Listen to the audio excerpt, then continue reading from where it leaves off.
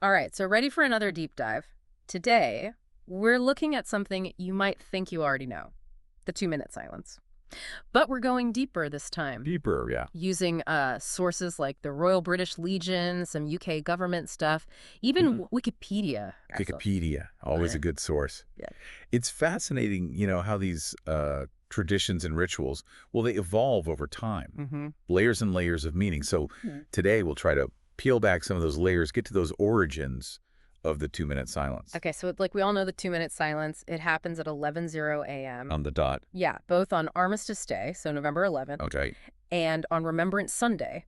Yes. So that It's timing, got to be significant. it's significant, right? It has to be. Huge significance. Yeah. So picture this, okay.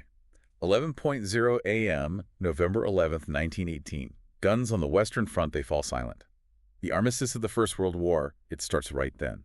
Armistice, I've heard that word Oh, yeah. so many times, but I never thought about it. yeah, I never really thought about where it comes from. It's Latin. Is it really? Yeah, literally, to stand arms still. Wow. Like a visual almost, that sudden stop to the fighting. That makes a lot of sense. So that's a very European moment, I guess you could say. It's marking the end of the war over there. But I know, and I know from the research that you sent over, Yeah, the 2-minute silence, it didn't actually start there. you're right. You're absolutely right. This is where it gets interesting. Okay. So in 1918, Okay. Cape Town, South Africa, Mm. they observed a 2-minute silence, get this, daily, Daily. for a whole year. Wow. For a whole year. I've never heard of that. Yeah, it's amazing. Every day, noon, the noon gun on Signal Hill would fire. Mm-hmm. City would go silent. Mm-hmm. First minute was thanks for the survivors. Second minute, remembering those who were lost. It makes you wonder what was happening over in Cape Town then. Yeah. Was there something specific that made that, like, so important to them? Daily. Well, remember, this is just after World War I. Right. South Africa, very involved, right? Yeah. The war really relied on those colonial troops, so the losses were felt back home, big time. Yeah. Plus, there's the Spanish flu going around, too, Oh, right. adding to all that, sense of loss and uncertainty. So maybe that daily silence Yes. was their way to kind of cope It might have been. with all that trauma. Yeah. Like a moment of unity, maybe? Is possible. A ritualistic pause, almost, Right. right? To let people process everything. Right. Find some peace, I guess. Yeah. In the silence together. Together. And it's pretty incredible how a local practice like that, born out of, well, such specific circumstances, could turn into something, well, global. Global, yeah. I mean, news about this South African thing, it must have traveled pretty far. It did. There was this guy, Sir Percy Fitzpatrick. Oh, yeah. He'd served in South Africa, and he was, well, moved, Mhm. by that practice. Mhm. Especially because, well, his own son had died in France. Oh. So he was really determined to bring that form of remembrance, to the UK. So how do you do that? The research, it mentioned King George V. Well, Fitzpatrick, he was well connected. He wrote to this guy, Lord Milner, who was the colonial secretary at the time, Okay. proposing a 2-minute silence on Armistice Day for the whole British Empire. The whole empire. Yeah. Milner, he liked the idea, so he took it straight to the king. And what, the king was on board with this? Totally. Yeah. In fact, just days before that first Armistice Day, 1919, Okay. King George V, he issued a royal proclamation Wow. calling for that 2-minute silence. I actually found the wording of it. Just give me a sec. Here it is. What did it say? Okay, get this. During that time, it says, except the rare cases where this may be impracticable, all work, all sound, and all locomotion should cease, so that, in perfect stillness, the thoughts of everyone may be concentrated on reverent remembrance of the glorious dead. Wow. That's powerful, right? It's powerful, yeah. That call for a whole nation to just stop, Just everything. to reflect. To reflect, yeah. You can imagine what that must have been like. That sudden stillness. Yeah. And from what I've read, I think that feeling, that sense of shared reverence, Right. it still resonates Oh, absolutely. with people today. Absolutely. It's incredible, really, how something so simple can mean so much. Yeah. It makes you think, though, what do the sources say about observing the silence? Like, is there a specific way to do it? Yeah, that's strict or... Yeah, that's a good question. And speaking of which, that brings us to the Royal British Legion, right? Yeah. They've been pretty key in how we do Remembrance Day. What did you find in their stuff? Well, they have guidelines. Okay. But the main point, it seems, is making the 2-minute silence your own. Quiet reflection, remembering those who served Right. and sacrificed. That's what it's about. So not about like formality, No, but more about genuine reflection. exactly. They actually have this poem on their website about the 2-minute silence. It describes it as like a chorus of thunderous silence Yeah. that brings us together. A chorus of thunderous silence. Wow, I like that. Yeah. It's like quiet but powerful. Yeah, exactly. But it also makes me think we now have silences on both Armistice Day and Remembrance Sunday, right? do. So why? The sources mention something about a change after World War II. Right, right. After World War II, there's this feeling that they needed a separate day to remember the fallen from that war and all the ones after, I see. So that's how Remembrance Sunday started, the second Sunday of November. So it's broader Yeah. than just Armistice Day. Broader, yeah. But what about Armistice Day itself? Did it just kind of disappear? No, not really. People Oh. still observed it, but Yeah. Remembrance Sunday, well, it became the main event. Right. But then, in 1995, the British Legion, they campaigned to bring back the Armistice Day, 2-minute silence. So now we have two. Two distinct moments. Yeah, each with their own, I guess, history and meaning. Exactly. Well, why do you think they still resonate so much with people? I think we need to talk about that next. Definitely. You should dig into that. Yeah. I think it comes down to why rituals are so important. Right. Like, the world's always buzzing, information overload, so many demands, Right. and the 2-minute silence, it's like Yeah. this amazing counterpoint. Like hitting a giant pause button on everything. Exactly.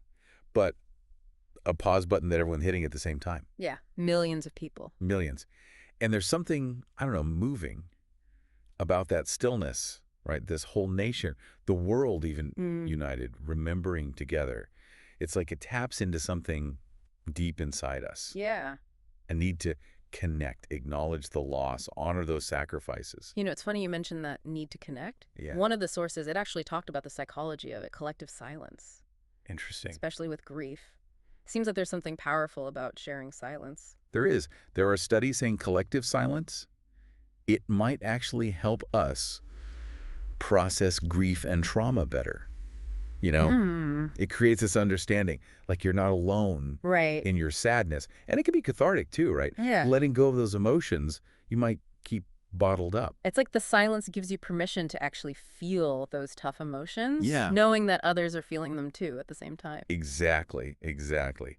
But this makes me wonder, and maybe this is a bit off topic, Go for it. but is there a link between the 2-minute silence and, things like mindfulness meditation? Oh, interesting. All this interest in finding quiet stillness in our crazy busy lives. I think you might be onto something. Both the 2-minute silence and mindfulness, they kind of tap into that same human need, right? Right. For quiet contemplation, just to be for a bit without all the noise. Without the noise, yeah. Yeah. And in a world that feels so chaotic sometimes, Yeah. those moments of stillness, the grounding, restorative of you. Yeah, they are. And that feeling, that grounding, finding stillness inside yourself, Yeah. it can spread outward, right? Change how you interact with the world. It's fascinating, isn't it, how something like the 2-minute silence, so simple, can have such a big impact. Absolutely. But it's not just about personal reflection, right? I mean, Wow. it shapes national identity too, collective memory. Oh, absolutely. Right. It becomes this powerful symbol, right, of shared values, the sacrifices made to protect them. Mm-hmm. And in that way, it creates a sense of belonging, like you're part of something bigger. And that belonging, that's especially important when things are uncertain or there's division. Like, Yeah. we need those reminders, the things that unite us. Exactly. It's like a social glue, reinforcing those bonds, community, shared history. But thinking about how it all started, World War I Yeah. makes me wonder, is it still relevant today? I mean, war is different now, right? That's a good question. It's not like trench warfare anymore. No, not at all. Mm-hmm. One of the sources, it mentioned that wars now, they're often remote, drones, cyber attacks. Right, right. So does the 2-minute silence even carry the same weight? It's a tough question. Yeah. But those core values, remembrance, reflection, gratitude for those who served, sacrificed, those are always relevant, no matter how wars are fought. It's still about people, right? Always. Making hard choices, putting their lives on the line. Yeah, and dealing with the consequences. Yeah. The technology changes, but the human cost, Yeah, that's always there. exactly. And don't forget, even in modern warfare, Yeah. You still have soldiers, pilots, sailors putting themselves in danger, And the families back home, right? The family, carrying that worry, the yeah, but separation, sometimes the loss. the loss, yeah. The 2-minute silence, it lets us acknowledge all that. Yeah. Remember, the human lives behind all the news, the statistics. But if the nature of conflict is changing, Yeah. maybe how we remember, how we commemorate. Needs to change, too. Yeah, maybe. Something to think about. We might need new ways to recognize those involved in modern warfare. The cyber people, the drone pilots, the analysts. And to recognize the challenges they face. Absolutely. It makes me think about those invisible wounds of war. The mental toll, even if they never see combat firsthand. Right. Trauma doesn't always show up physically. We got to find ways to honor those, carrying those invisible scars. PTSD. Yeah, PTSD, moral injury, all the lasting effects of being exposed to that kind of violence. So maybe the 2-minute silence. Yeah. It could be a time to reflect on all that, not just those who died, but those who are living with what they went through.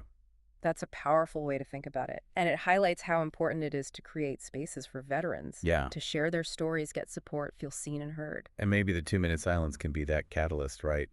To start those conversations. It could be. To break the stigma around mental health. Yeah. Encourage more understanding, more empathy. Yeah. Exactly. Yeah. Maybe we'll even see new traditions, new rituals, Mm-hmm. specifically for veterans and families, to go along with what we already do. It's like we're constantly adding to the legacy Building on it, yeah. of the 2-minute silence, Yeah. changing it for the times we live in.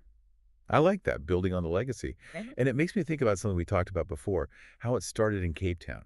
Oh, right. That's a perfect example of how traditions can travel, how they adapt. Tell me more about Cape Town.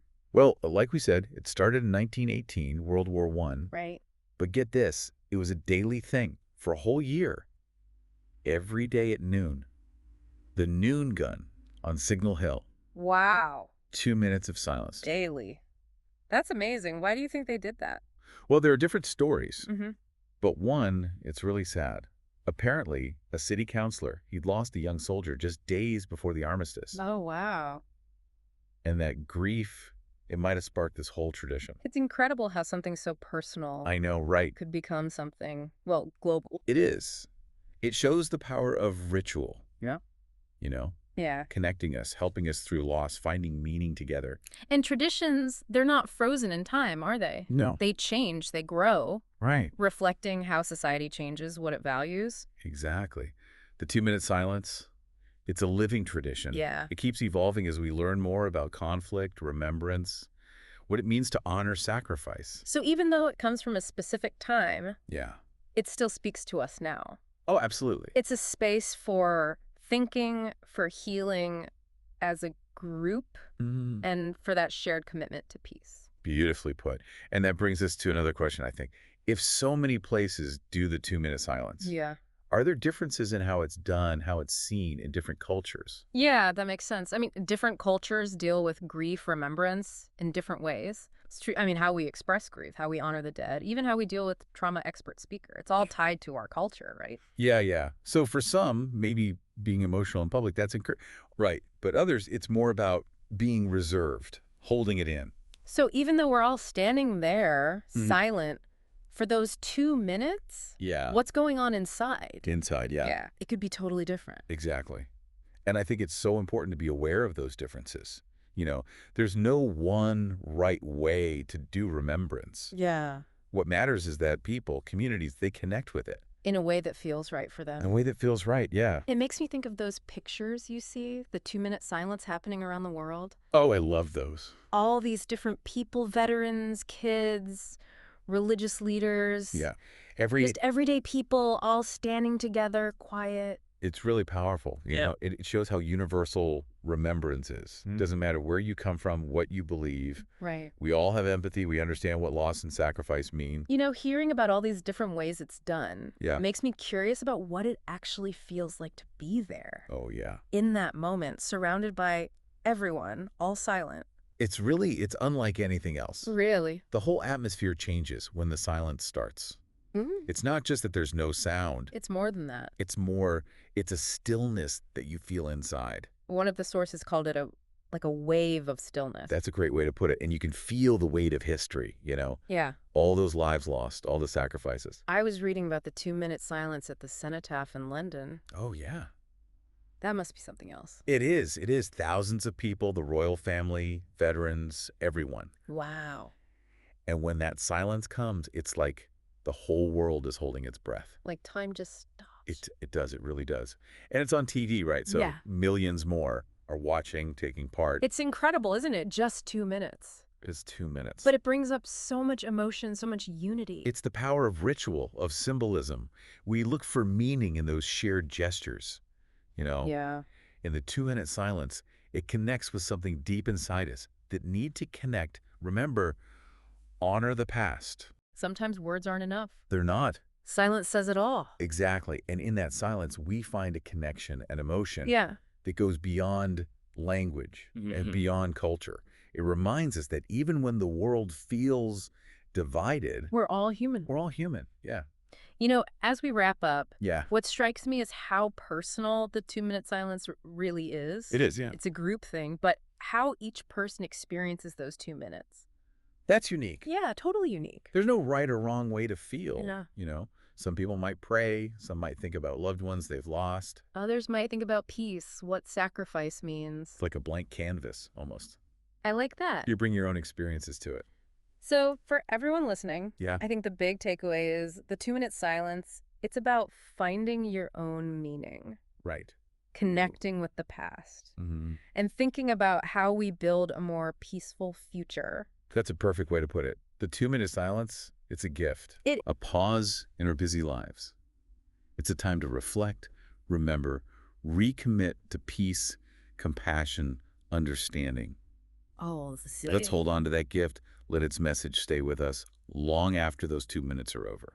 Thank you so much for taking us on this deep dive. My pleasure. It's given me a whole new perspective on the 2-minute silence, how powerful it is, how relevant it still is today. I'm glad to hear that. And to everyone listening, keep exploring, keep those deep dives going. Absolutely. Until next time.